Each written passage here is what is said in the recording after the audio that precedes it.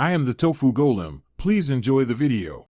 You'll start by preventing interruptions, plug in power, and back up any unsaved files. Once ready, force the Windows Era Recovery menu with F8 or boot from a recovery USB to access options. Make sure to note current boot settings and create a restore point before changing anything, because you'll undo changes if needed. This first step sets a safe baseline, and it speeds troubleshooting later, so don't skip the backup and documentation. Once you're in Windows, press Win+R, type msconfig, and open System Configuration to alter boot behavior. In the Boot tab, reduce timeout to 0 or uncheck that option, which prevents the recovery menu pause. Apply and OK. If Safe Boot is checked, only enable it deliberately because it forces minimal drivers and can complicate normal startup. After applying, Windows will prompt for Restart.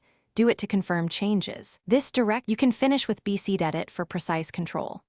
Open Command Prompt as administrator, run bcdedit to list boot entries, and then use bcdedit/timeout0 to remove the recovery pause or bcdedit/delete identifier to remove unwanted entries. Replace identifier with the correct GUID. Once done, restart and verify Windows boots normally.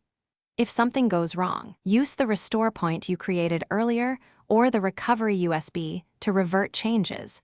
That's